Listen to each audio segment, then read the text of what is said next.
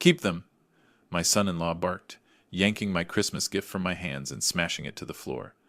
The room froze. My wife's voice sliced through the carols. All you've ever given us is disappointment. Neighbors whispered through frosted windows while I stood under the glow of lights, humiliated. I didn't cry. I called my lawyer. Before we dive into how it came to this, if you believe karma always finds its way, hit subscribe and tell us where you're watching from. I carried the gifts like a man carrying his own heart carefully, quietly, hoping no one would see the tremble in my hands. The fireplace glowed, the carols drifted soft as snowfall, and for a breath I believed this could be what I worked my whole life for: peace, laughter, a family warmed by more than wood and flame. I am Javier Barnes, 72, a carpenter who wore down his knuckles building a life out of oak and faith. I built this house board by board. I paid for my daughter's schooling when the numbers did not add up. I sold the tools I loved to help my wife breathe easier in the hospital. I gave, and still, they wanted more. That night I stepped into the living room with ribbons brushing my fingers. The children giggled around the tree. Neighbors lingered at the porch window, faces fogging the glass. I smiled anyway, though my smile had learned to be small.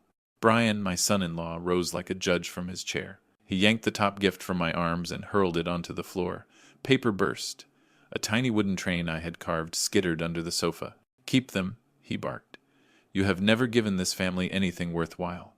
The words split the room. The carol on the speaker choked mid-verse.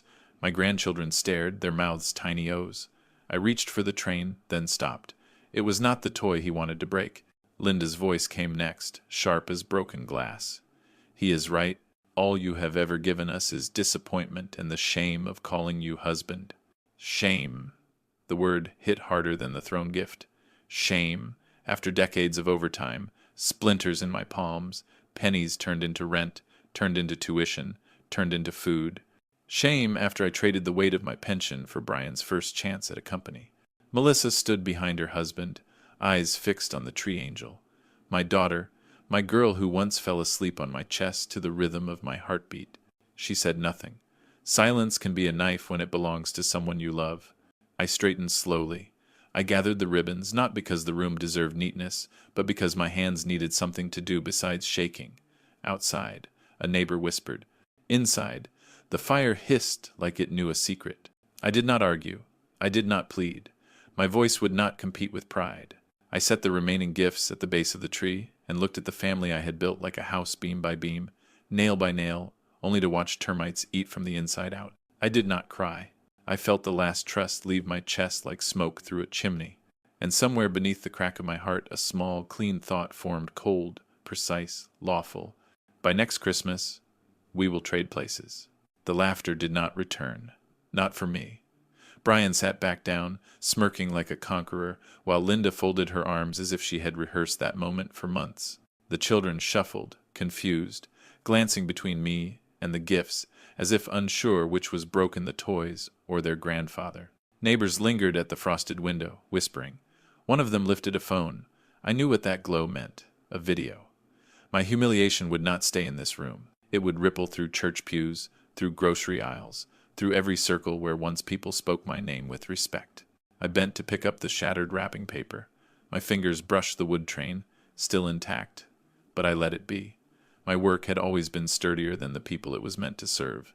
Dad, Melissa whispered, so faint I almost thought I imagined it. But when I looked at her, she quickly lowered her gaze, lips pressed shut. A whisper cannot stand against a husband's sneer. Her silence sealed my exile more surely than Brian's words. Linda stood tall, chin raised toward the crowd beyond the window. She was no longer speaking to me but performing for them. This is what I live with, she declared. A man who drags us down, year after year, Brian added. We've carried him long enough. Carried me? I had been the backbone of this family. My pension paid their mortgage when Brian's business teetered. My sweat bought Melissa her first chance at college. My hands carved every beam of this very house. And yet, in their mouths, I was dead weight. I rose, my knees stiff but steady. I said nothing.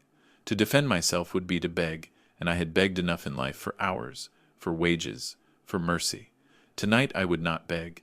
The neighbors pressed closer against the glass, waiting for me to shout, to collapse, to create a spectacle worth gossiping about at Sunday service. But I denied them that too. I gave them silence, a silence heavier than shame. Linda's eyes flickered, uncertain for a moment. Perhaps she expected me to break, but I would not give her that victory. Not tonight. Not ever again. I turned, gathered my coat from the rack, and walked past the glowing tree. The children clutched their toys tighter, as though love was a thing that could be hoarded. Behind me, Brian's voice carried one last sting. Good riddance. The door closed on their faces, on the neighbors' stares, on the life I had built. And though the night was freezing, I felt a strange warmth rise inside me. Not forgiveness, not peace. Something sharper, something waiting. For the first time in years, I understood. Their cruelty was not the end of me. It was the beginning of them. Snow powdered the porch steps as I walked to the truck. I still kept running with my own hands. The engine coughed, then settled old, loyal, like a friend who remembers your better days. I sat with my palms flat on the steering wheel and watched the house I had built burn gold behind the curtains. From this angle it looked almost holy. It was not holy. It was hungry. When I was a younger man, I believed a house could teach people how to love four walls tight as a promise, roof lines square as a vow. I thought if I made it true in wood, it would become true in them. So I worked. Dawn pours, moonlight pours, every season leaving a scar on my knuckles. I learned the music of lumber, how oak wants patience, how cedar wants a gentle hand. I learned how to save a crooked beam with a brace and a prayer. What I never learned was how to brace a crooked heart. I gave Melissa a bedroom window facing east because she liked morning light. I built Linda a breakfast nook with a bench wide enough for her Sunday pies. I installed a door with a whisper-soft close so no one would wake the babies. My hands were full of small mercies. My mouth was full of sawdust. My hope was full to the brim. Years later, when Brian arrived, I shook his hand and felt a son I never had. He called me Sir the first month, Dad the second. We changed the oil in his beater car together. I taught him how to square a line with a chalk snapped tight, quick, confident. He laughed, said, "You're old school," and I wore the words like a medal. Then money came. It comes like a tide slow, then all at once. Brian's suits sharpened, his voice sharpened, his jokes got mean. He bought a new truck bigger than mine and parked it where I used to park, like planting a flag. Linda drifted toward that flag. She liked the shade it cast. "He understands business," she would say when I asked a question. "You don't have to worry about things anymore." The more Brian rose, the smaller my questions were allowed to be. 1,000 small moments, tilts of the head, smiles that did not touch the eyes, little corrections spoken like orders. A fork set back in my hand because I held it wrong. A bill taken from my wallet with a laugh. "No, Dad, I've got it." Followed by a whisper in the kitchen that I was cheap. Petty things, pebbles in a shoe, until you cannot walk without pain. Tonight did not appear from nowhere. It was the top rung of a ladder I built for them out of my own spine. I rested my forehead on the steering wheel. I did not cry. My tears had long ago been traded for receipts, tuition paid, mortgages covered, hospital fees cleared, paper proof of love with numbers instead of vows. The radio clicked on by accident. A carol floated up, syrupy and soft. I turned it off. I wanted quiet enough to hear my thoughts gather themselves. What they did tonight was simple. They named me worthless. Not the work, me. The carpenter and the man. The hurt came like a hammer, one clean strike. Then the quiet after. In that quiet I understood two truths. First, I had trained them to believe I would always give. Second, I could untrain them. Not with shouting, not with fists, with something colder, cleaner like a perfect cut through hardwood, straight as a line of light. By next Christmas, they would learn what it costs to call a good man nothing. The house shrank in my rearview mirror, but the voices stayed. Linda's sharp tone, Brian's smug laugh, Melissa's silence, all of them stitched into me like barbs under skin. I drove until the road emptied, until the snow swallowed every sound but the engine's groan. I did not know where I was going, only that I could not stay there. By the time I pulled into a gas station, the night had grown black and brittle. I sat beneath the buzzing fluorescent lights, letting the heat from the vents thaw my fingers. The station attendant glanced at me once, then looked away. I must have looked like what I felt an old man run out of his own story. Inside the truck cab, I turned over memories like loose nails in a pocket. Linda's first smile at me, back when I was young and certain, The day Melissa took her first steps on the oak floor, I laid with my own hands. Brian's first business pitch at our kitchen table, nerves rattling his voice until I steadied him with my faith and my money. I had lifted each of them at some point, carried them like beams on my shoulders, and tonight they dropped me without a thought. I thought of confronting them again, imagining myself storming back into the living room, demanding they remember who held them up all these years. But I knew how it would go. Linda's eyes, cold. Brian's smirk, louder than any words. Melissa's silence, which hurt most of all. To fight for my place in their house would be to prove I still believed it was mine. So I stayed in the cab, watching snow spiral through the gaslight. And for the first time, I wondered if I had been blind, not just tonight, but for years. Blind to how they saw me. Blind to how they waited for me to weaken enough to push aside. The thought carved a hollow in my chest. But beneath it, something stirred. Not rage, not grief. Something steadier, like a line of chalk snapped taut across wood. Clean, final. When I returned home hours later, the lights in the living room were out. The tree still glowed faint in the window, ornaments catching the last flicker of celebration. I stepped through the door quietly, like a guest in my own house. Linda did not look up from the couch. Brian muttered a good night like I was a tenant paying rent late. Melissa disappeared down the hall without meeting my eyes. No one asked where I had been. I climbed the stairs and sat on the edge of my bed. The walls I had painted, the frame I had built, all of it familiar, none of it mine anymore. Their cruelty tonight was not an accident. It was a declaration. They had drawn a line, and I was on the outside. I lay back, staring at the ceiling beams I once cut straight and true. My body ached, but my mind had never been sharper. Tonight showed me everything I needed to know. Love can be squandered. Sacrifice can be forgotten. But dignity? That is mine to keep or to take back. And I would take it back, piece by piece, until there was nothing left for them to hold over me but their own shame. Before dawn, I went where my shame could not follow the workshop. The key turned with that old friendly click, and the door sighed open like it had been waiting for me. Pine and oil and winter air met me in the dark. My hands found the light string. A single bulb bloomed over the bench. Everything was where I left it, squares and levels, planes and chisels. The mallet with my initials burned in the handle, the wall peg where a handsaw used to hang sold years ago to help with a bill, gaps where pride had once lived. I ran a cloth over the bench, clearing a thin frost of sawdust. My fingers remembered every nick and groove. Here, the scar where Melissa's toy cradle slipped and gouged the wood. There, the stain from the day I knocked over coffee rushing to fix a loose stair before Linda came home. My life was written in this lumber, not in the house where they erased me. I set a plank on the horses and marked a line soft, then firmer, until it felt true. Chalk dust drifted and settled like snow. I picked up a plane. The first pass whispered. The second sang. The third produced a full curl that fell to the floor and coiled at my boot like a sleeping ribbon. Shavings piled. The shop warmed. My shoulders lowered one notch, then another. Worked as that. It reminds you who you are without anyone's permission. In the quiet, thoughts came in clean edges. Not the wild rush of anger, no. Something narrower, colder. Precision. They said I had never given this family anything worthwhile. The lie stung because it was spoken to an audience. Linda liked a stage. Brian needed one. Melissa hid behind their curtain, but an audience cuts both ways. Witnesses, remember. I pictured the neighbors' faces at the window, the pity, the hunger for a scene. Let them watch something else next time. Let them watch the truth, measured, cut, and fitted so tight it would not creak. On the pegboard, a hook stood empty. I hung my tape there after pulling it from my pocket and letting it snap back a small, satisfying sound. Measure twice. Cut once. The rule that keeps you from wasting wood. I had been measuring my worth against their applause. Wrong material, wrong plan.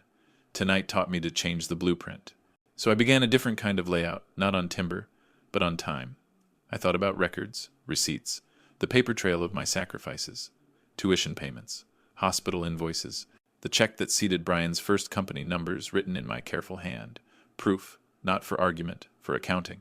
I opened the drawer where I kept old documents in a cigar box. The rubber band snapped when I lifted it. Inside, years of us, reduced to ink. I spread them on the bench, lining up edges as if they were boards. Straight, square, unfailing. The bulb hummed above me. Outside, the sky lightened to the color of steel. I was an old man, But age is not the same as weakness. Wood knows this. The oldest trees carry the strongest grain. I stacked the papers, tied them with twine, and slid the box back into the drawer.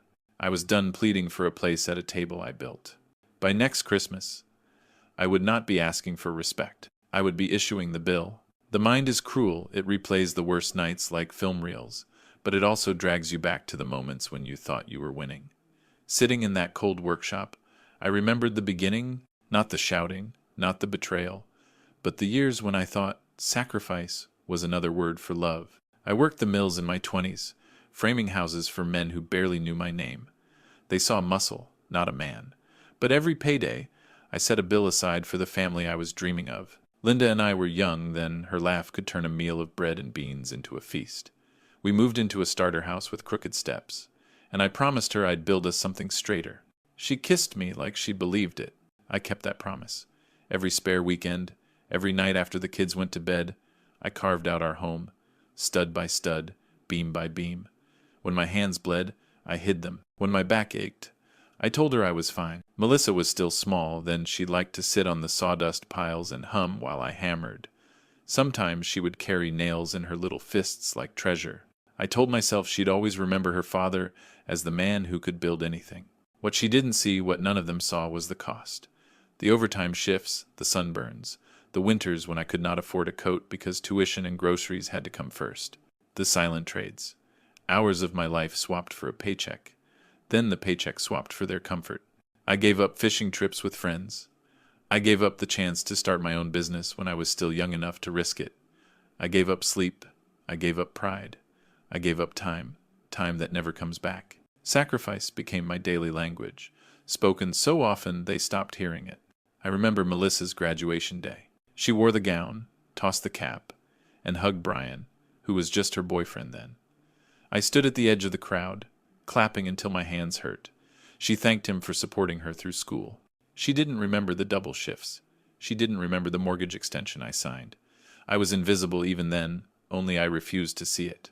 And Linda, she used to place a hand on mine across the table, whispering that she couldn't believe how lucky she was. Those whispers grew fewer each year, until the only time she spoke about luck was when she compared us to couples richer than we were. I thought love would be enough. I thought sacrifice bought loyalty. But what I remember most clearly now is the moment the math stopped adding up. You can give everything and still end up owing. There was a winter when the world shrank to a hospital corridor and the taste of stale coffee. Linda's breath came thin and ragged, machines counting seconds louder than my heart. I remember the doctor explaining numbers, oxygen, co-pays, deductibles, as if my wife were a ledger. I nodded like I understood. What I understood was this: whatever it cost, I would pay. I went home that night and unlocked the tall cabinet in the workshop, the shrine I had built to the tools that made me. My plane with the rosewood handles, the dovetail saw tuned so fine it sang, the set of chisels I bought one by one over decades. I laid them out on a blanket like soldiers I was sending to a war I could not fight. Each piece carried a story. The block plane had shaped Melissa's cradle. The mortise chisel had carved the pocket for our front door lock, the day I insisted our home would always be safe. The spokeshave remembered the curve of a rocking chair arm Linda liked to run her hand along when she read. My life had a body, and it was steel and wood and oil. I polished everything until the metal shone with that deep, honest glow. The next morning I drove to a collector 2 towns over, a man who respected tools the way priests respect relics. He named a price fair, maybe even generous, but I felt the floor tilt under me just the same. I took the money. I watched him lift away the weight of my hands, piece by piece, until the blanket lay empty. Back at the hospital, I signed the forms. The cashier smiled like kindness. She slid the receipt to me. I slipped it into my wallet beside a photo of Linda from the year we met, her hair caught by the wind. The bill was heavy. Her smile was heavier. I carried both. When Linda finally came home, the house smelled of disinfectant and chicken soup. I set a chair for her by the window with the soft-close hinges I had installed myself. She never saw the empty spaces in the cabinet. She never asked why my bench was quieter. Love doesn't always notice what saves it. Sometimes it only notices what is late for dinner. Weeks later, when Brian joked that I should update, my old man hobbies trade sawdust for something modern, Linda laughed. Not cruelly, not then. Just a small laugh that slid past me and kept going. I swallowed and turned the page of my newspaper and told myself I was glad to trade wood for breath. I was. I am. But I remember the sound of that cabinet door closing on nothing. I remember my hands finding air where a lifetime used to hang. I told myself it was just stuff. Tools are replaceable, people are not. And yet, when a man sells his tools, he sells time. He sells the map of who he has been. I handed over years to buy Linda more of hers. They say I never gave this family anything worthwhile. I gave the only currency that ever mattered, myself. Plain down to the grain. Brian wasn't always sharp suits and sharper words. I still remember the day he walked into my kitchen, hat in hand, asking if I could take a look at his business plan. He was 20-something then, nervous, eyes darting between me and Melissa, like he wasn't sure he belonged. He called me Sir. I told him to sit down, and for the first time, he looked like he had a father. The plan was rough, numbers more dream than math. But I saw fire in him. I had once carried that fire myself before the years taught me to trade it for stability.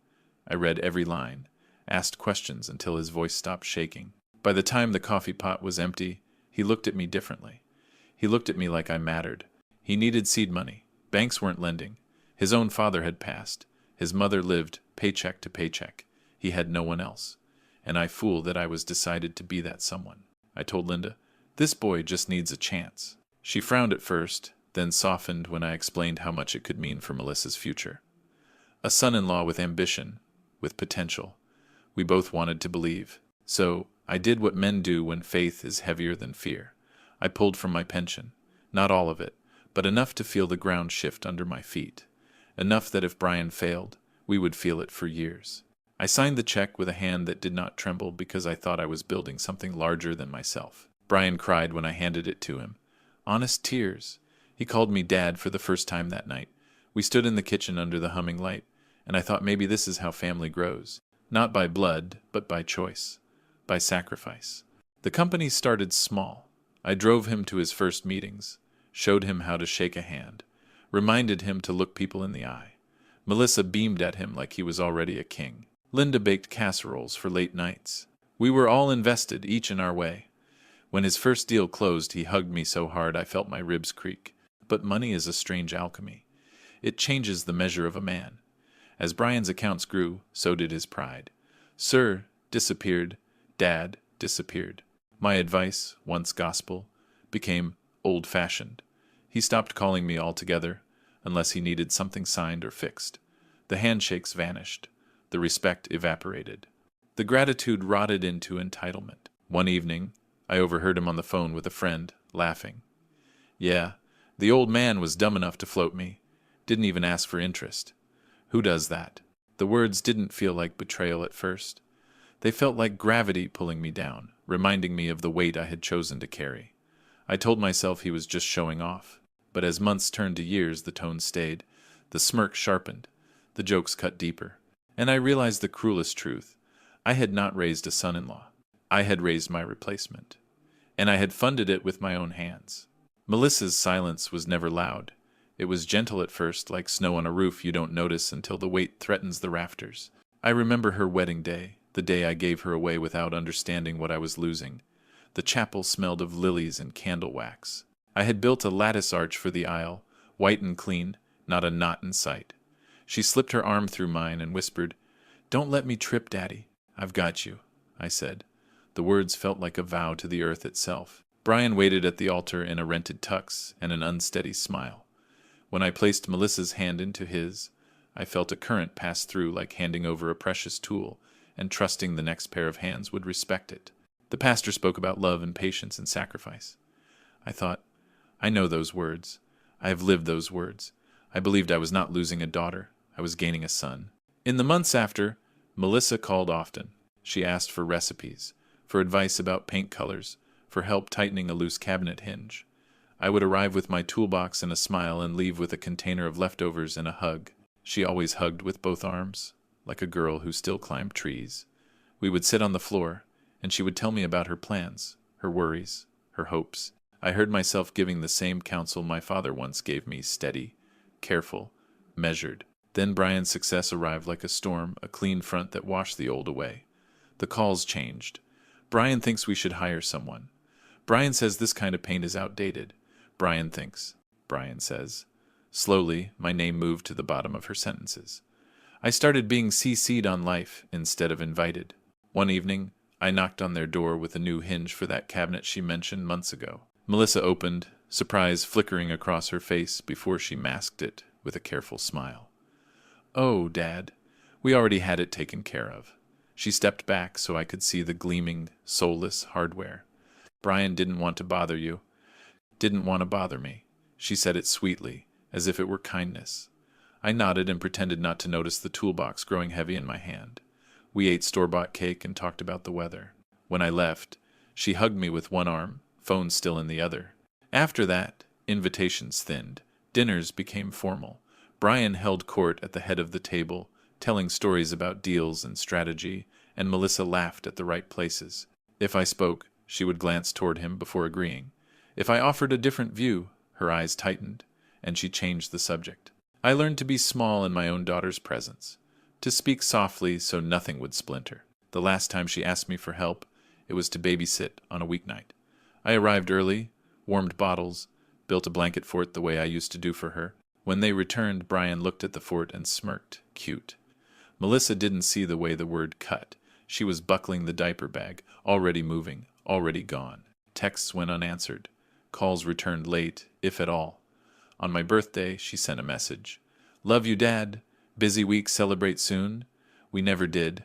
There is a specific ache to being almost loved. I try to remember the good her little feet on my boots as we danced in the kitchen, her forehead against my chest when thunder scared her, her sleepy voice asking for one more story. But memory is a carpenter, too. It builds with what is left. These days, when I think of Melissa, I see a closed door and my own reflection in the glass, older, quieter, learning to stand outside without knocking. People say a daughter's love is special. I believe that. I still do. But love can be trained, and silence is a teacher. Brian taught her which loyalties were profitable. The world taught her which affections to hide. I taught her, without meaning to, that I would accept whatever scraps of attention she had time to give. No more. On Christmas, when she stared at the angel on the tree instead of at me, I recognized the lesson taking root. Not just in her, but in me.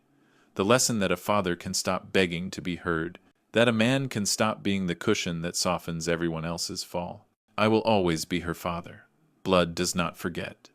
But titles do not pay for dignity. Love without respect is a house without a foundation. It looks pretty until the first hard winter. I have survived many winters. I know how to brace a frame so it does not fail. And if a structure is rotten all the way through, you do not lean harder on it.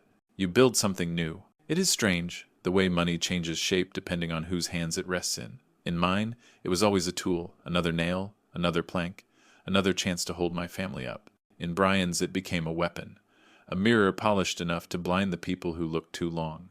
I remember the first time I dipped into my pension for him.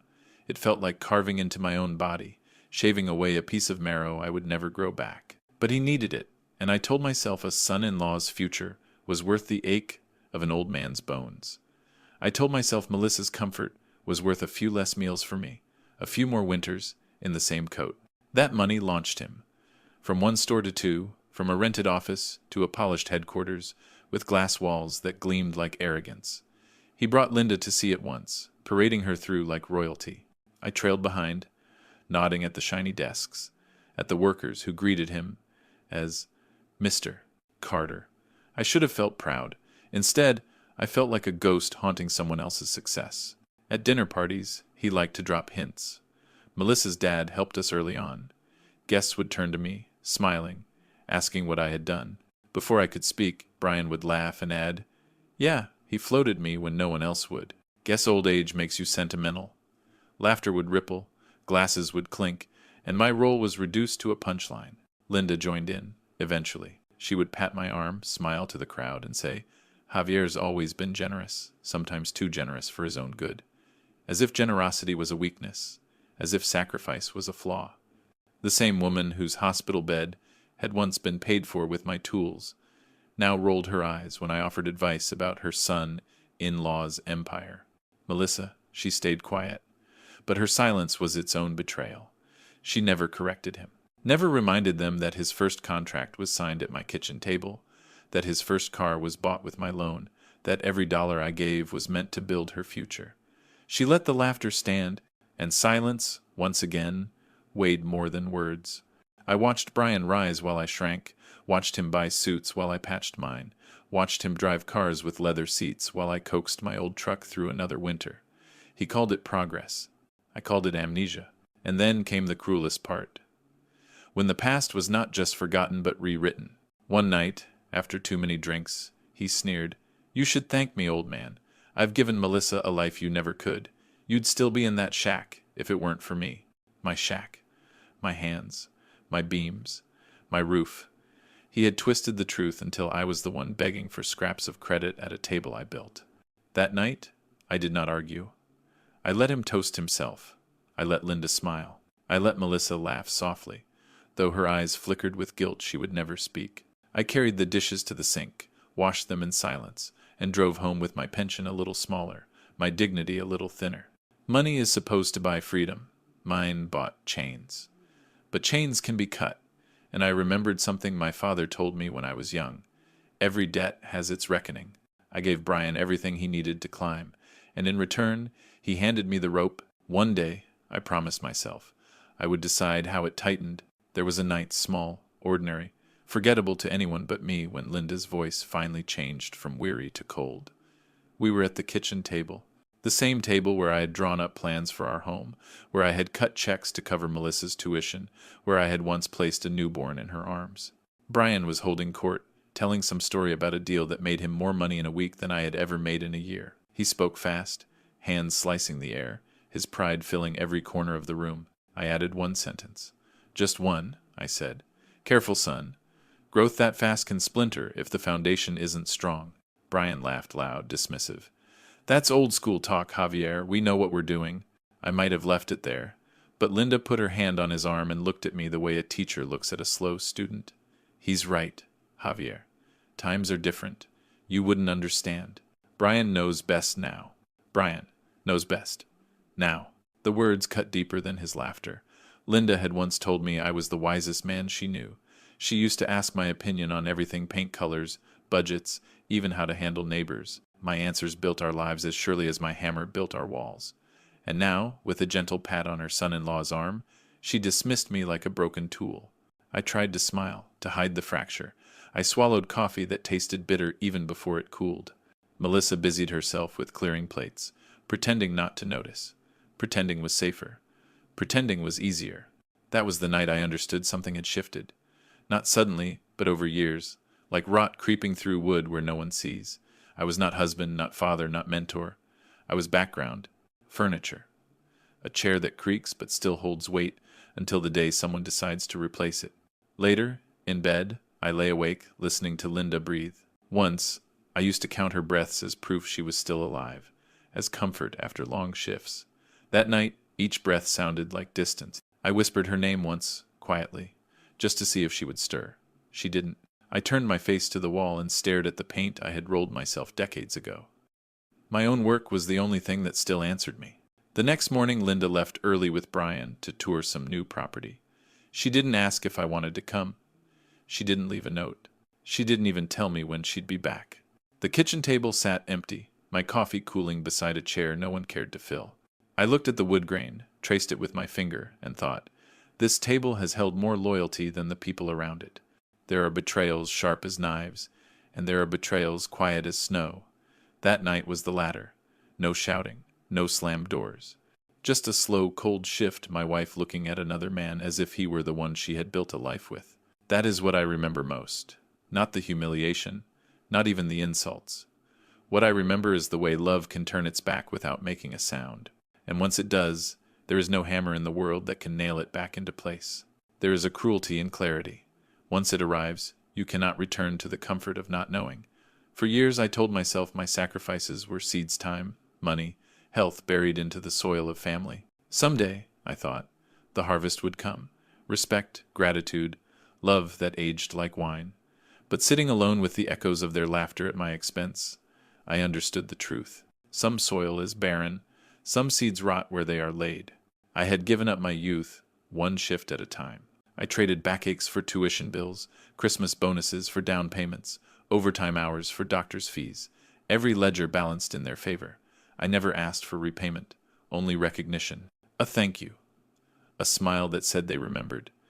That was my price, and even that proved too high. I used to believe dignity came from what you could endure. Endure poverty, endure insult, endure long nights and early mornings, splinters and silence. But endurance is a trick. You tell yourself it is strength when really it is erosion. Every year, a little more of you is carried off by the current until one day you look down and realize the river has taken everything but the shell. On Christmas night, when Brian hurled my gift and Linda called me shame, I felt the riverbed finally give way. I thought I would drown in it. Instead, I found bedrock. The bedrock was this.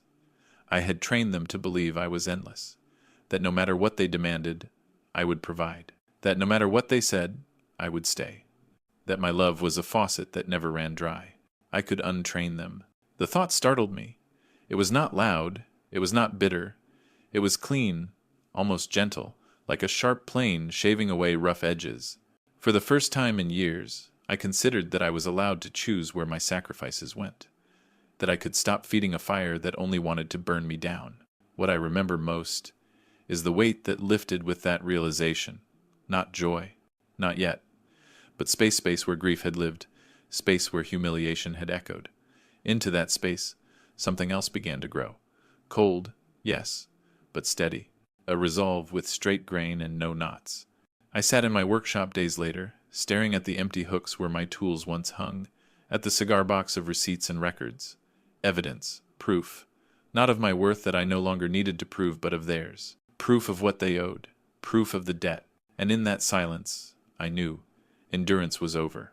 Now came the accounting. One cold morning, I pulled a drawer from my desk and laid out the will I had written years ago.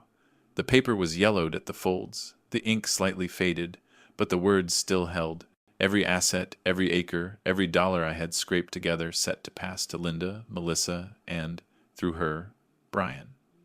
At the time, it felt right. A man's duty is to provide for his family even after death. That is what I was taught. That is what I believed. I read each line slowly, as if testing my own handwriting for betrayal. The house I built with my hands, theirs. The pension I had not yet spent, theirs. The land my father left me, theirs. I thought of Brian's smirk, Linda's sneer, Melissa's downcast eyes. The words on the page mocked me, proof of loyalty to people who had spit on it. I had written that will in faith. Faith that they would remember the nights I came home limping, the mornings I rose before dawn, the tools I sold, the hours I lost. Faith that blood meant gratitude. But faith, I now understood, was not a contract. Faith was a gamble, and I had lost. The paper trembled in my hands, but not from age, from clarity. I saw, for the first time, that my final gift was not love. It was power, not a hammer in the hand, but a pen, not nails in wood, but ink on paper. That will was not their inheritance. It was my weapon, waiting for me to sharpen it. I folded it back carefully, slid it into an envelope, and placed it at the center of my bench. It sat there like a challenge. Around it, the workshop smelled of sawdust and steel, of things I had built to last. This paper was no different. It could destroy or preserve. It could condemn or redeem. It depended only on what I chose to carve into it next. The truth settled heavy in my chest. I had spent my life giving, but the last chapter, my last act, could be about taking back. Taking back dignity, taking back choice, taking back the legacy they thought was theirs by default. That morning, as the frost cracked outside and the sun lit the edges of my bench, I whispered aloud for the first time, "By next Christmas, it won't be yours." The will waited. And so did I. The next step was not rage, it was paperwork. I walked into the law office on Main Street, where the blinds were always half drawn, and the air smelled faintly of ink and dust. Mr. Hendricks had been my lawyer for decades, a man with gray hair that had grown more deliberate with the years. He rose when I entered, shook my hand with both of his, and asked how the family was. I almost laughed. I laid the envelope on his desk. He opened it, scanned the pages, then lifted his eyes to me. "You want to make changes?" I nodded. My throat was dry, but the words came steady. "I want it rewritten. Completely." He leaned back in his chair, studying me like a carpenter studies a knot in the wood, curious if it would hold or splinter. "You understand, Javier. You don't need a reason. It's your right. Every man has the power to decide where his estate goes. His words were nails in fresh timber, solid, reassuring. Mine to give, mine to withhold, mine to decide. I told him what I wanted. Not a cent to Linda, not an acre to Melissa or Brian. Everything house, savings, land liquidated and turned into funds for charities. Scholarships for kids who had no fathers to fight for them. Food banks for families who knew the ache of sacrifice. Programs to put tools into the hands of boys and girls who wanted to build, not mock. Hendricks listened, pen resting against his chin. When I finished, he gave one short nod. It's lawful, ironclad, if we draft it right. They won't be able to contest it, not with your records. My records? I asked. You've kept receipts, haven't you? He said with a faint smile. Tuition, medical bills, pension withdrawals, seed money. I remember you, Javier. You always kept your papers neat. That's proof enough of where your money went and why you owe them nothing more. The thought hit me like a clean strike of a hammer. My life's sacrifices were not just memories. They were evidence, line items, debts paid in full. Hendricks slid the old will aside and set a fresh sheet of paper before me. Tell me exactly how you want to word this. I watched his hand hover, ready to write, and for the first time in years, I felt something I had almost forgotten. Control. The pen was not heavy. It was light as a chisel, carving away the rot. By the time I left his office, the old will was a corpse. The new one was alive, breathing cold air, waiting for the right moment to strike. I stepped into the street, the winter sun sharp on my face, and thought, their stage will become my courtroom. Their audience will become my witnesses. I had spent decades building a home. Now I was building justice. Back in the workshop, I opened the cigar box where my life was stacked in faded envelopes. Hendricks was right. I had kept everything. Not because I planned for this day, but because carpenters don't throw away blueprints. A man needs to see where each line began. I spread the papers across the bench, like planks ready for joining. Receipts from the university, each one stamped and signed. Proof of Melissa's tuition. Hospital invoices with Linda's name at the top. Numbers so large I had once sat with my head in my hands before writing the check. Withdrawal slips from my pension account, dated the same month Brian pitched me his dream. Contracts for land I sold when times were tight. All of it in my handwriting, every signature a scar. Piece by piece, the story came together, not the one they told about a useless old man, but the one carved in ink and sacrifice. The evidence was brutal in its honesty. I had poured everything into them, and they had returned nothing but contempt. I picked up one tuition receipt and held it under the light. I remembered Melissa's smile on graduation day, the way she tossed her cap, the way she thanked Brian instead of me. The paper in my hand said otherwise. This slip of ink and stamp was the real story. Her father carried her over the finish line. Another paper, Brian's first car loan, paid in full by me. I remembered his gratitude then, his handshake firm, his voice choked as he called me Dad. Now he could not say my name without curling it into an insult. But here, in numbers and dates, the truth remained. Without me, he would have been walking. And Linda, her hospital bills filled a whole folder. I sold my tools for her lungs, my hours for her heartbeat. I traced the total with my finger, whispering, "You lived because I gave." But she had forgotten, or chosen to. The papers did not forget. I stacked everything neatly, squared the corners like boards ready for joinery. Evidence, proof, ammunition. Not for revenge, that word was too small. This was accounting. This was balance. This was the bill come due. For years, I had carried those documents like ballast, weighing me down with memory and loss. Tonight, they felt different. They felt like wings. Every page was another reason I owed them nothing. Every signature was a blade cutting ties I once thought unbreakable. I tied the stack with twine, set it back in the cigar box, and pressed the lid shut with both hands. The box creaked like a chest, locking treasure inside. And maybe that was what it was, not treasure for them, but for me. Proof of worth, proof of truth. If Brian and Linda ever tried to claim my legacy, these papers would answer for me. Not in anger, not in tears. In ink, clear and final. Carpenters know this. Wood rots, nails rust, walls fall. But a blueprint lasts, a record holds. And I had kept every one. Once the papers were squared and tied, I sat back in the chair and asked myself a question I had avoided for years. If not them, then who? If my life's work was not meant to cushion Linda's twilight, Melissa's comforts, or Brian's pride, then where should it go?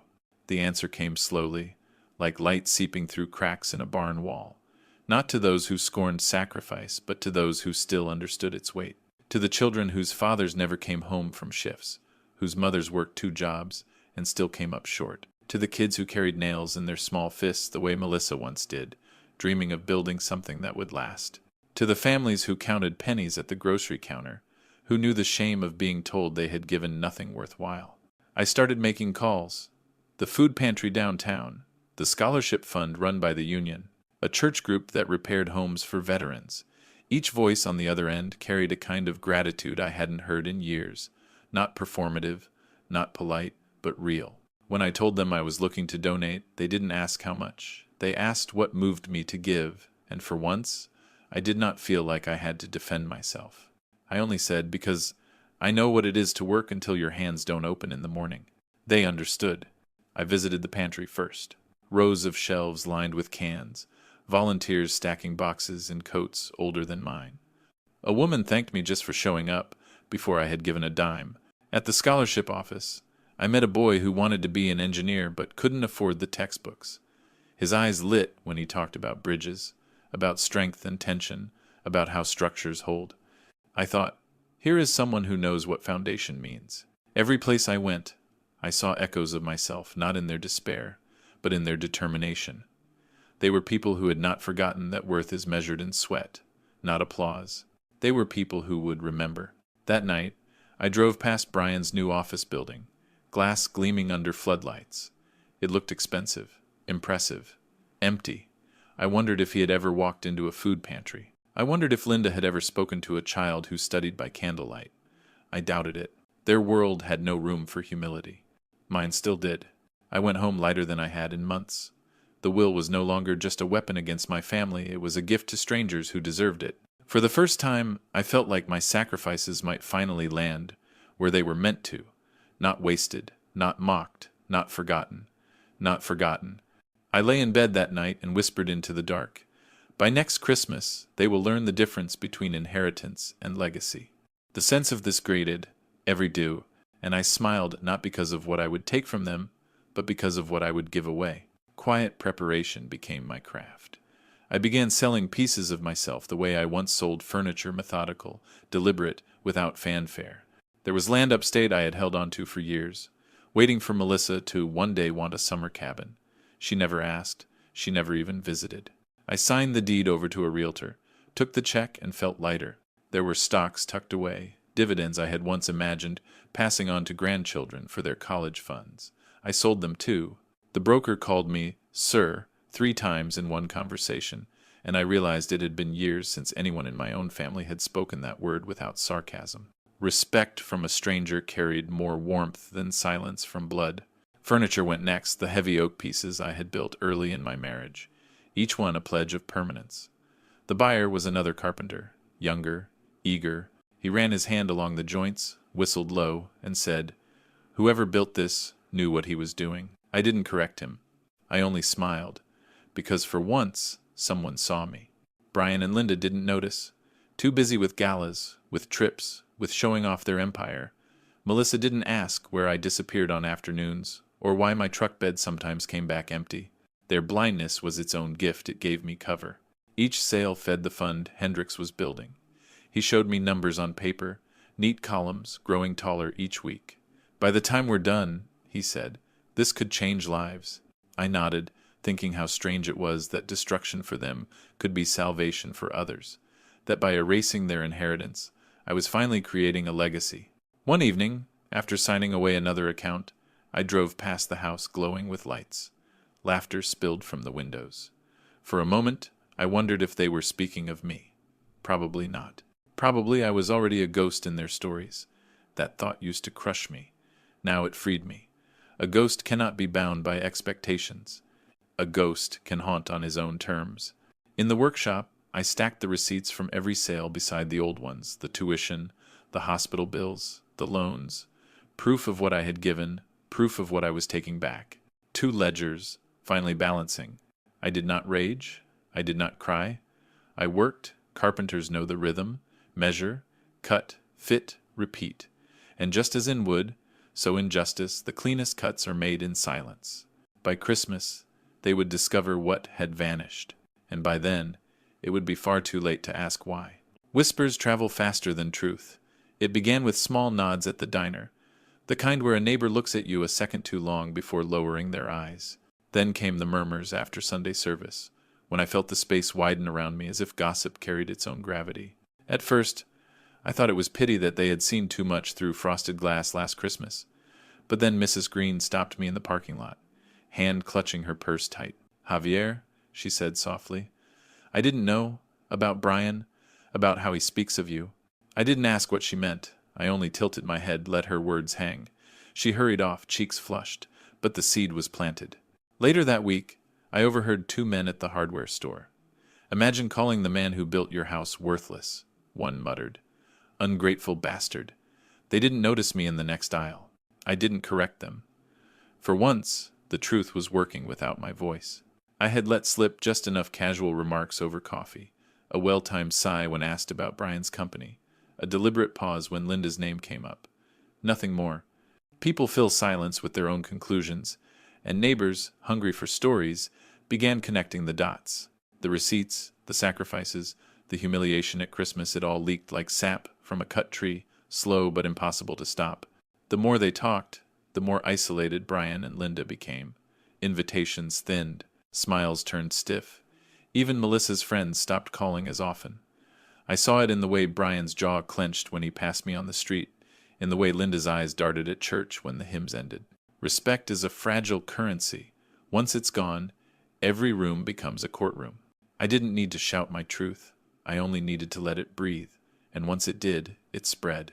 One afternoon, as I loaded lumber into my truck, a young man approached. "Mr. Barnes," he asked, "I heard you're the reason Brian's business exists. Is that true?" I looked at him for a long moment before answering. I gave him a start. What he did with it, that's his story. The boy nodded, thoughtful, and walked away. I knew he would tell others. They always do. It struck me then. Justice does not always need a gavel. Sometimes it only needs a whisper carried by the right ears. And by the time Christmas came around again, Brian and Linda would find themselves surrounded not by applause, but by silence. Silence heavier than shame. By autumn, everything was in place. The assets were sold, the accounts emptied, the will rewritten with ink as sharp as any blade I had ever held. Hendricks handed me the final draft in a thick envelope, his expression solemn. "Once you sign, Javier, it's done. Irrevocable." I signed without hesitation. My hand did not shake. For years I had carved lines into wood until they fit flush, square, unyielding. This signature was no different. Clean, final. The new will left nothing to Linda, Melissa, or Brian. Not the house, not the land, not the accounts. Everything would pass to charities, scholarships, and foundations. My life's labor redirected to strangers who would never call me worthless, to children who would never laugh at sacrifice, to families who still understood gratitude. My inheritance to them was not money, it was the proof that good men still leave something behind. I placed the envelope in Hendricks' safe and walked out lighter than I had in decades. The sun was sharp, the air cold, but my chest felt warm with the kind of certainty only truth can bring. In the weeks that followed, I moved in silence. I kept attending dinners, nodding at Brian's stories, pretending not to notice when Linda ignored me. I even smiled at Melissa when she glanced my way, though her eyes slid quickly to the floor.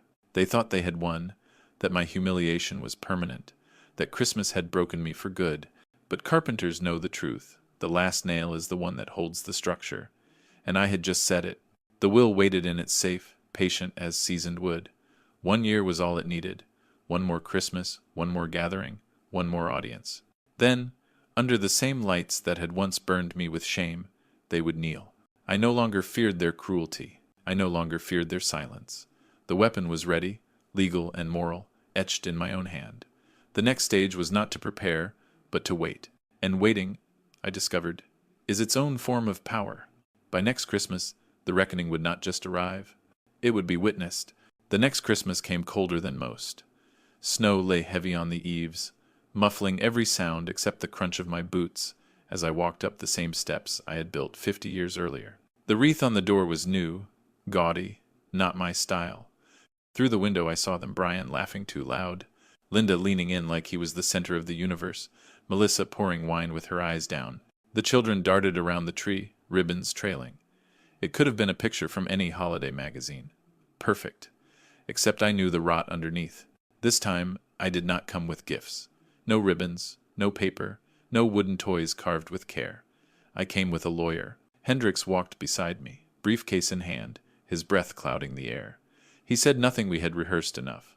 The truth needs no rehearsal. When I stepped inside, the room fell to silence, not because they wanted me there, but because they remembered last year. They expected the same humiliated old man with trembling hands. They did not see the weight of the envelope tucked beneath Hendricks' arm. They did not see the iron in my spine. Brian was the first to sneer. "Back for another show, old man?" His voice carried that same false confidence, brittle as thin ice. Linda smirked at his side, eyes sharp, waiting for me to crumble. Melissa stayed near the tree, her hands clutching a wine glass too tightly. I took off my coat, hung it neatly on the rack, and spoke calmly. "Last year you said I had never given this family anything worthwhile." My voice was steady, low. The room hushed further, the children stilled. Even the music seemed to fade. "Tonight I've come to prove you right and wrong." Hendricks opened the briefcase and withdrew the documents. He laid them flat on the table where Linda once served Christmas pies. The snap of the clasp echoed like a gavel. All eyes followed. I did not smile. I did not raise my voice. I only said, "You should read." Brian laughed, but it was thinner this time. He reached for the papers, flipping through them carelessly at first until the words began to land. His smirk faltered. Linda leaned over his shoulder, her painted nails gripping the page. Melissa inched closer, curiosity softening into dread. The will, the deeds, the receipts. Every page was there, proof of what I had given, proof of what I had taken back. Proof that the legacy they assumed was theirs had been moved elsewhere, signed and sealed. Gasps broke from the children's lips. Neighbors pressed closer at the frosted windows, just as they had the year before. But this time, I was not the spectacle of shame. This time, I was the verdict. The room shifted the moment Brian understood what he was holding. His smirk vanished, replaced by a twitch in his jaw. Linda's eyes scanned the pages faster and faster, as if speed could undo ink. Melissa stood frozen, her lips parting but no words finding their way out. Hendricks cleared his throat. "Mr. Barnes has exercised his full rights under the law. This will," he tapped the document, "is signed, notarized, and witnessed. Every asset is accounted for. Every dollar is directed elsewhere. Irrevocable." The word hung in the air like a church bell. Irrevocable. Melissa flinched. Linda's face drained of color. Brian slammed the stack down, rattling the glasses on the table. "This is a joke," he spat. "You can't just erase us." I looked him dead in the eye. "I didn't erase you, Brian. You did that yourselves. I just put it on paper." A murmur rose at the windows. Neighbors again, watching through frost, their breath fogging the glass. Last year they had seen me humiliated. Tonight they saw balance being restored. Witnesses, the same as before, but this time their pity tilted a different direction. Linda tried to recover, smoothing her hair, her voice brittle. "Javier, think of the children. You'd leave your own grandchildren with nothing?" I shook my head. "I've left them something greater than money. I've left them truth. Someday, when they're old enough, they'll understand the difference." Brian lunged forward, shoving the papers back at Hendricks. "Fix this! Undo it!" Hendricks didn't even blink. "It cannot be undone. Mr. Barnes has chosen. The law stands with him." Melissa finally whispered, "Dad, why?" Her voice cracked on the word. I turned to her, softened but not swayed. "Because silence is betrayal, Melissa. And you chose silence." Her glass slipped from her hand and shattered on the hardwood. The sound rang like punctuation to the sentence I had just delivered. I gathered the documents, squared them neatly, and slid them back into Hendricks's case. Brian's breathing grew ragged. Linda's hands shook. Melissa covered her mouth. The children clung to one another by the tree, watching adults unravel like wrapping paper torn too roughly. I straightened, looked at all of them, and spoke plain. "You told me I had given you nothing worthwhile. Tonight, I've given you exactly that nothing. And I've given everything else to those who will remember. Thanks for watching. And there no take the mains, and again his dock." The truth fell heavier than any gift I had ever carried. And for the first time in years, my hands did not tremble. Neighbors crowded closer to the window, their shadows long against the snow. Last year they had whispered about my disgrace. This year their whispers turned sharp, slicing toward Brian and Linda. I could see it in the way Mrs. Green cupped her hand to her mouth, the way Mr. Hayes shook his head slowly. The verdict wasn't mine alone anymore, it was the town's. Brian's voice broke the silence first, too loud, too desperate. You think anyone will believe this? You think they'll side with you over me? I'm the one who built everything they see. Hendricks raised an eyebrow. Correction. He built it. You profited from it. He gestured at me, and he has the receipts to prove it. I slid the cigar box forward. Hendricks opened it like a treasure chest and spread the contents across the table. Receipts, contracts, bank slips, tuition stubs, hospital invoices. A lifetime's worth of sacrifice reduced to paper, each page weighted with truth. The neighbors pressed even closer. Their breath fogged the glass. Their eyes widened, as if they could read the story from where they stood. Linda tried to gather herself, lifting her chin. This is cruel, Javier. We're family. I looked at her, my voice steady. Family doesn't humiliate each other in front of neighbors.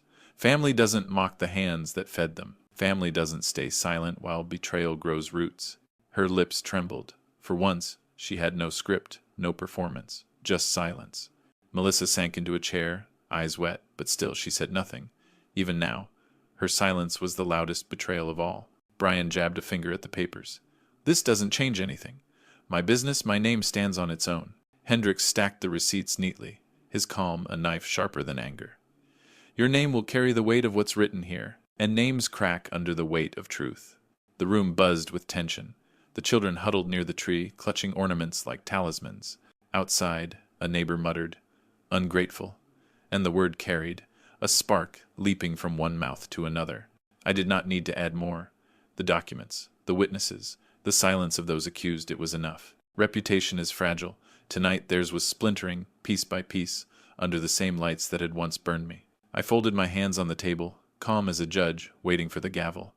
I don't need to shout. The truth is already louder than all of you. And judging by the whispers outside, the truth was spreading faster than their lies ever had.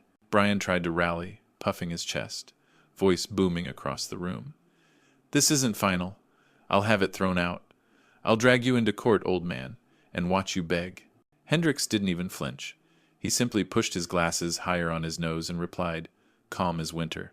It is final. Signed, notarized, filed, and witnessed. There is no court in this state or any other that will undo it. Brian's face reddened, fury carving lines deeper than age ever could. He slammed his fist against the table, rattling the crystal glasses, sending one toppling to the floor. It shattered, wine bleeding across the wood like spilled blood. The children jumped, one of them crying out, but Brian didn't notice. Rage had blinded him. Linda reached for his arm, her voice sharp but trembling. Brian, stop! They're watching. And they were. Neighbors pressed against the glass, eyes wide, ears straining. This was no longer just a family matter. This was theater, and the stage lights were unforgiving. I leaned back in my chair, steady, unshaken. You can shout, Brian. You can throw your tantrum. But the ink won't fade, the law won't bend, and no matter how loud you are, the truth will always outlast the noise. Melissa finally broke her silence, her voice cracking like thin ice. Dad, please, don't do this. We can fix it. We can start over. I turned to her, my expression neither cruel nor kind. Melissa, if you wanted to fix it, you would have spoken when Brian threw my gift on the floor. You would have spoken when your mother called me shame. But you said nothing, and silence is a choice. Her face crumpled. Tears welled, but still no words strong enough to rewrite her past. She buried her face in her hands, and in that moment, I knew her sorrow came too late. Brian's voice rose again, desperate now, cracking at the edges. You think anyone will remember your little gesture? In a week, in a month, this will be forgotten. I shook my head. No, Brian. In a week, your friends will whisper. In a month, your partners will hesitate. By next Christmas, your name will be the only thing people laugh at. His fists clenched. For a moment, I thought he might strike me. But Hendricks stepped closer, briefcase angled like a shield, and Brian froze. Cowards roar, but they don't risk real fights. I rose, slow but sure, my hand brushing the table I had built decades ago. Its surface bore new scratches now, wine stains, glass shards, dents from fists. But it still stood, just as I did. The difference was, unlike the table, I no longer belonged in their house. And tonight, I was not leaving broken. Tonight, I was leaving finished. The room was heavy with silence, broken only by the faint hum of the Christmas lights. I stood tall, older than all of them, yet steadier than I had ever been. I reached for the stack of papers still on the table, squared the edges with deliberate care, and then looked each of them in the eye. "This isn't revenge," I said, my voice carried low, calm, undeniable. "This is a receipt." The words landed like a hammer on oak. Melissa's shoulders shook. Linda's painted smile cracked into nothing. Brian's jaw tightened, but no words came out.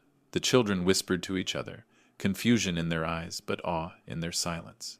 I slid the papers back toward Hendricks, who tucked them neatly into his case. He did not need to say a word. The law had already spoken louder than any of us. I turned back to my family, though I no longer called them that in my heart. Every bill I paid, every hour I gave, every tool I sold, it's all here. You laughed at my sacrifices. You mocked my worth. Tonight, you see what those sacrifices truly bought. Freedom. Mine from you, and yours from pretending to love me. Linda whispered, "Javier, please." Her voice was no longer sharp, no longer rehearsed. It was thin, wavering, almost human again. But I had waited too long to hear it. It came years too late. Brian tried to regain footing, sneering through his teeth. "You'll die alone, old man, and no one will care." I met his gaze, steady as stone. Better alone with dignity than surrounded by liars with empty hands. The neighbors outside began to murmur, their voices carrying through the glass. They were not laughing. They were not pitying. They were agreeing. I gathered my coat from the rack, slipped it on, and smoothed the sleeve. The same motion I had done countless times before, only this time my hands were not shaking. I felt taller, lighter, untethered. Before I left, I looked once more at the children, huddled under the glow of the tree. "Remember this night," I told them softly. "Remember that worth is not measured in gifts received, but in sacrifices remembered."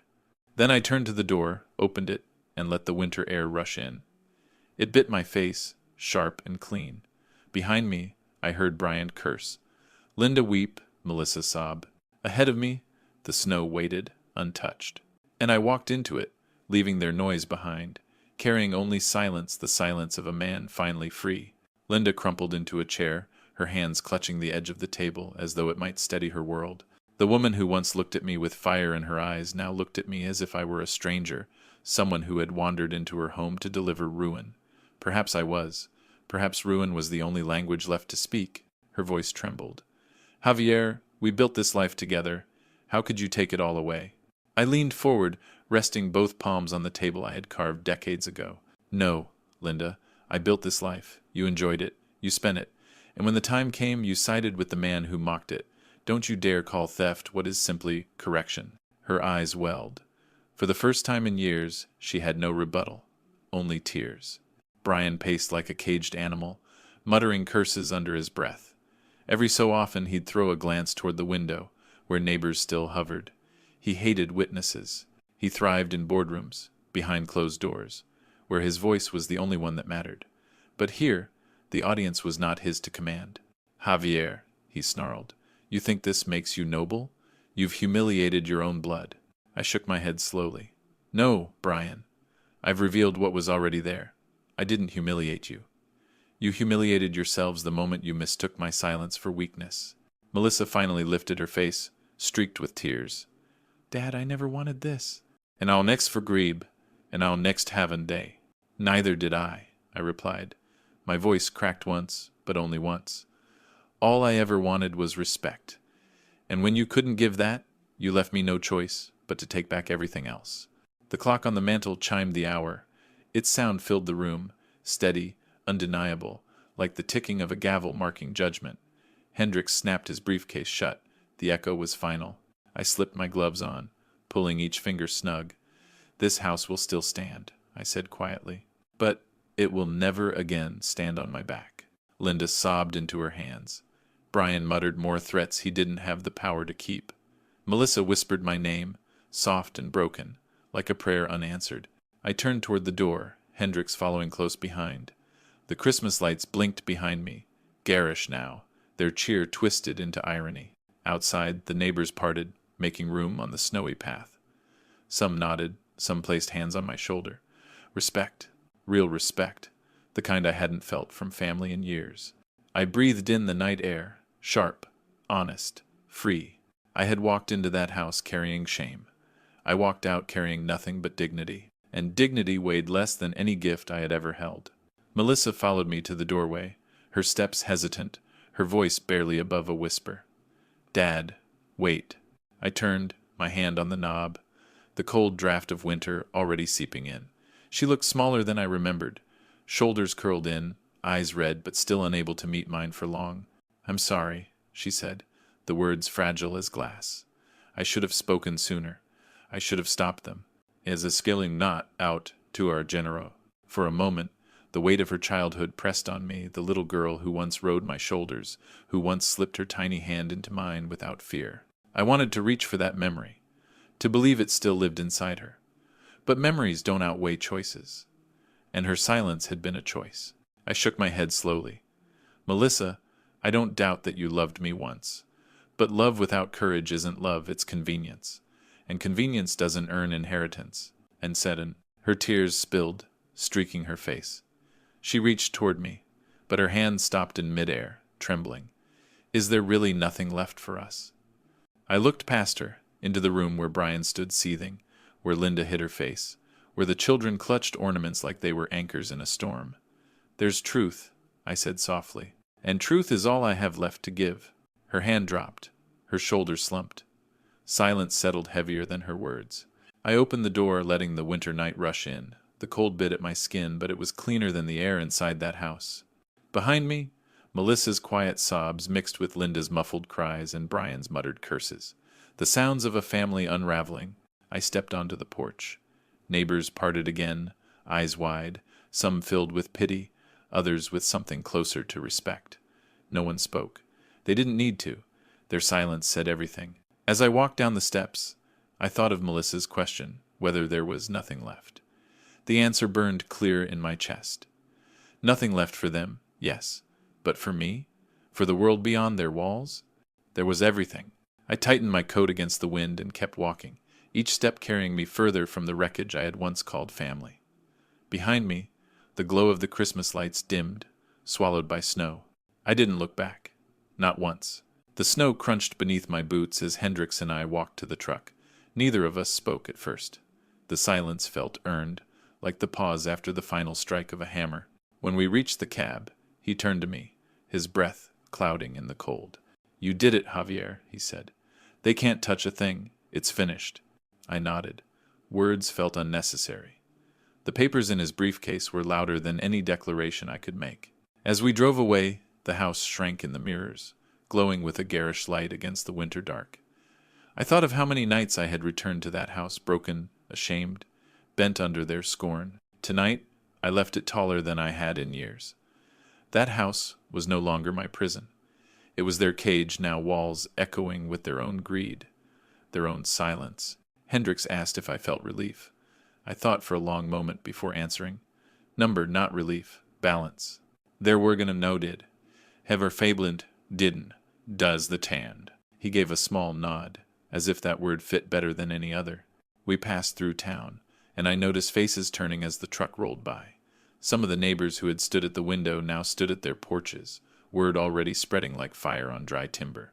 Respect returned in their nods, in the way they tipped their hats, in the quiet acknowledgement that the old man they pitied had delivered something cleaner than revenge justice. When Hendricks dropped me at the workshop, I lingered outside a while, listening to the night. The air was sharp, the stars brittle and bright. I opened the door and stepped inside. The smell of sawdust wrapped around me like a blanket. This was my church, my refuge, the place where my hands still mattered. I set a fresh plank on the bench, ran my fingers along the grain, and marked a line straight and true. Tomorrow I would plane it, join it, turn it into something lasting. Work was my language. Work was my freedom. Tonight proved no one could take that from me. As the clock struck midnight, I whispered into the quiet, "By next Christmas, they'll still be chasing what I already found." Then I blew out the lamp, leaving only the glow of the moon across the shavings at my feet. The work of justice was finished. The work of living had just begun. The weeks after Christmas were quiet, but not empty. I moved into a small cottage on the edge of town, a place with peeling paint and crooked shutters that reminded me of the first house Linda and I ever shared.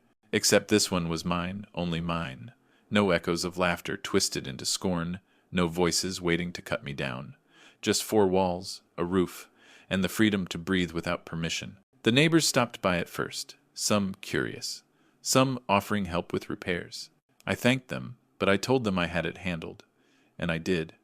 My hands, though older, still knew the language of wood. I replaced the shutters, fixed the porch rail, even built a bench beneath the oak tree out front. Work became my companion, steady and honest, never asking for more than I could give. In the mornings, I brewed strong coffee and sat on that bench, watching the town stir awake. Children trudged to school with backpacks too heavy for their shoulders. Men and women hurried to jobs that would never pay enough. I saw myself in all of them, the endless giving, the quiet endurance. And for the first time, I wanted to do more than see. I wanted to help. The fund Hendricks managed began to move. Scholarships were awarded. The food pantry's shelves filled higher. Families who had nothing suddenly had something. I received letters handwritten, clumsy, but pure. Thank you for believing in me. Your gift means I can go to school. We won't go hungry this month. Each letter was a balm, proof that my sacrifices had finally found soil that would grow something real. They didn't know me. They didn't need to. Gratitude has no last name. Sometimes, late at night, I wondered if Melissa ever thought of me, if Linda sat in silence in that big house, if Brian fumed as his empire lost its shine. I didn't linger long on those thoughts.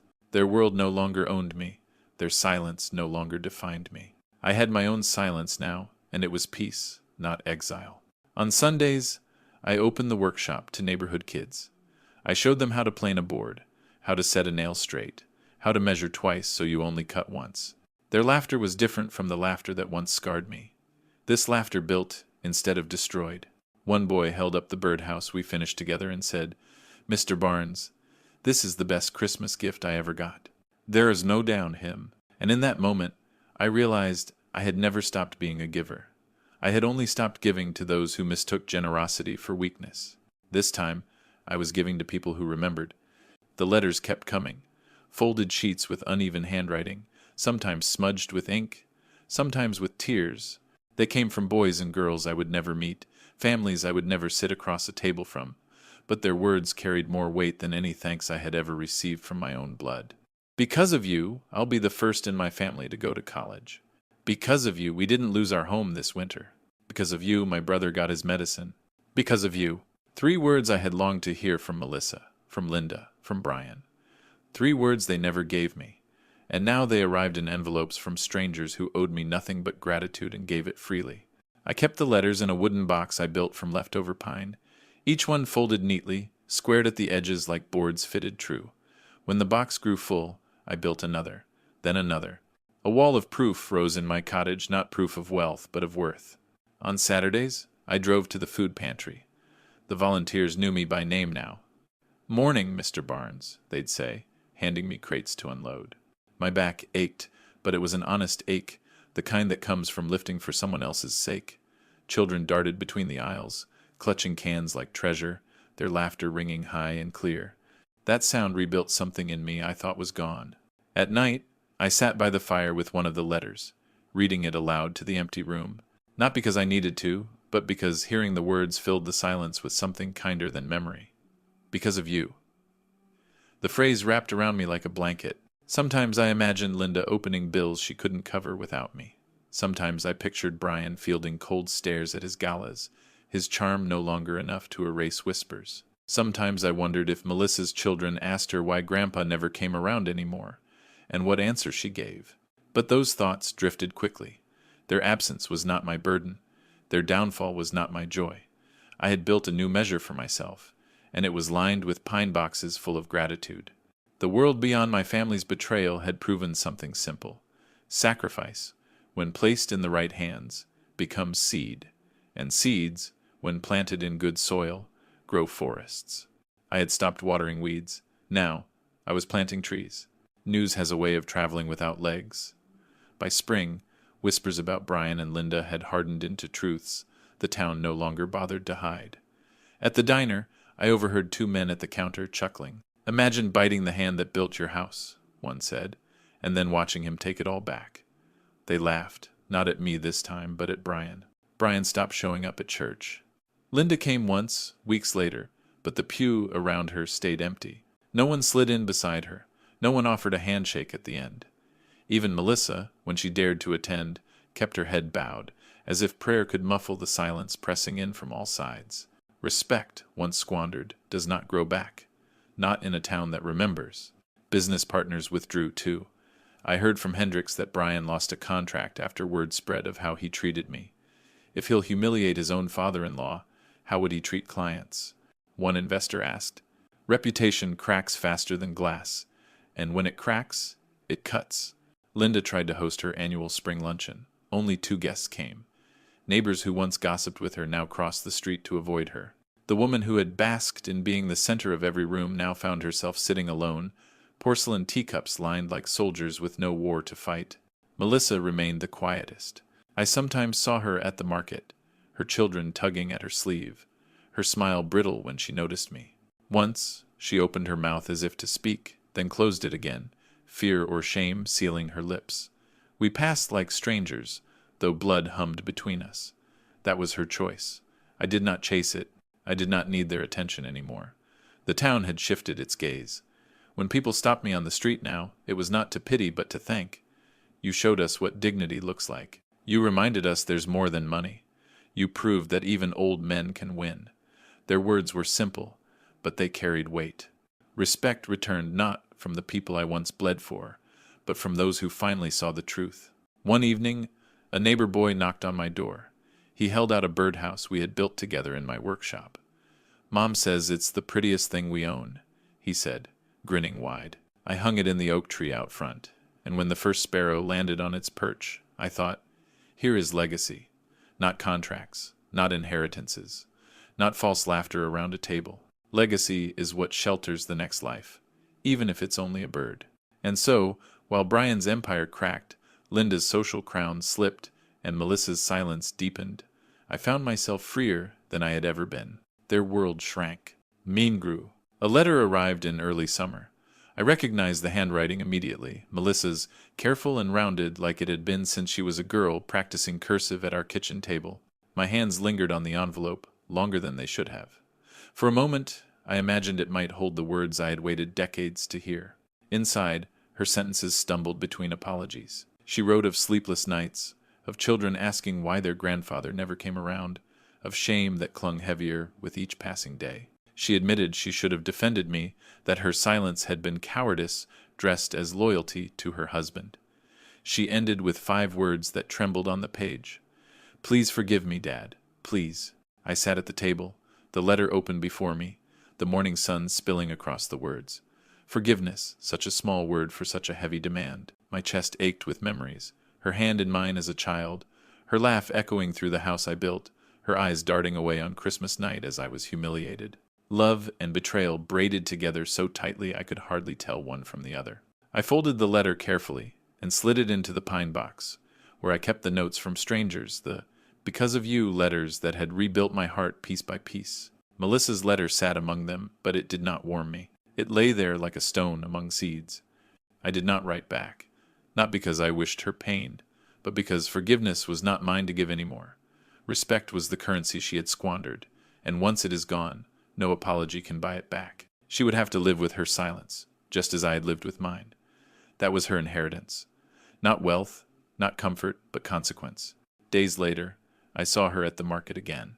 She looked at me, searching, but I kept my eyes on the fruit stand, weighing an apple in my hand. She clutched her basket tighter, lips parting as if to speak, then closing again. The silence stretched between us, vast as the years I had spent carrying her on my shoulders. When I walked away, I felt no triumph, only clarity. My life no longer hinged on whether she reached for me or not. I had built new beams, stronger ones, in places where gratitude still lived. Melissa's letter remained in the box, unopened again after that day. I never burned it. I never reread it. I simply let it sit, a reminder that love without courage is not enough, that a father can stop begging, that silence cuts both ways. In keeping the letter, I acknowledged her sorrow. In never answering, I preserved my dignity. Sometimes justice is not about what you say, It's about what you refuse to.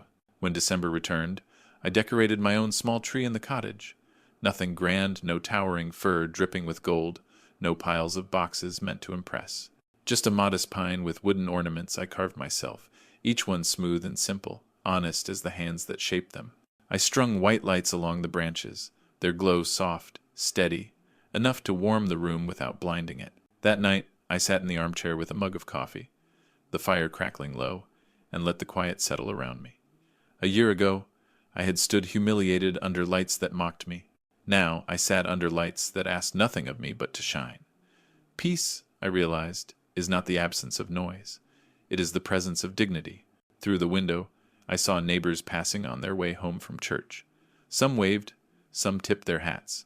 A boy paused, pointed at the carved star on my tree, and tugged his mother's sleeve until she smiled.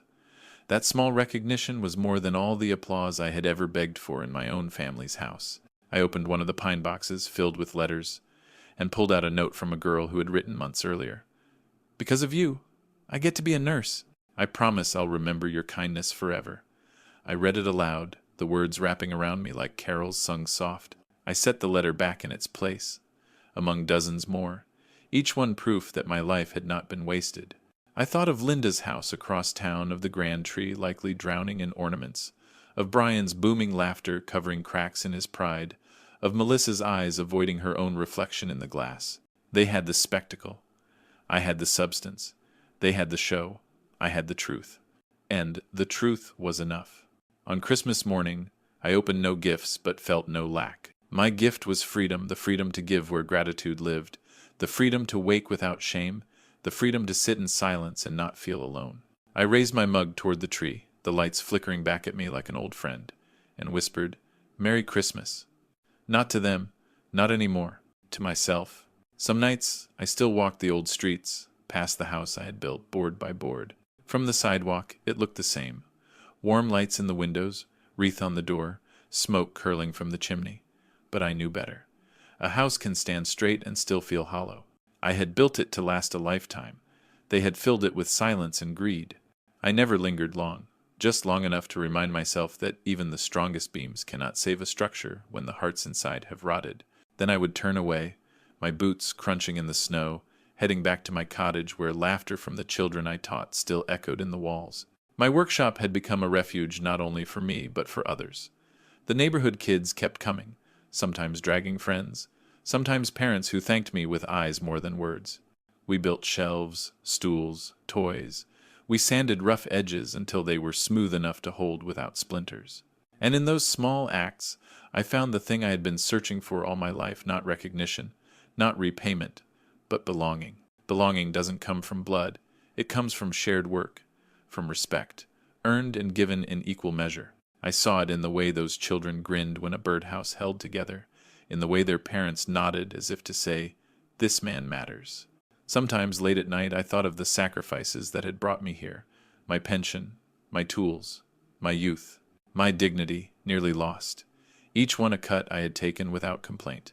Each one, for years, a debt unpaid. But now, looking at the faces of children proud of what they had built, hearing letters read aloud about futures made possible, I understood. The debt had finally been settled.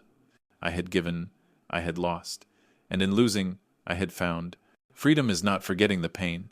It is remembering it without flinching.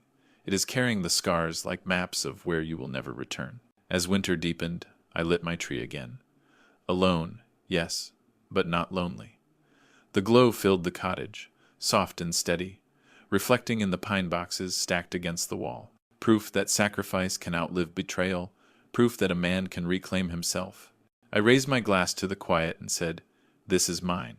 And for the first time, the words felt true. It has been a full year since the night they broke me beneath the glow of Christmas lights.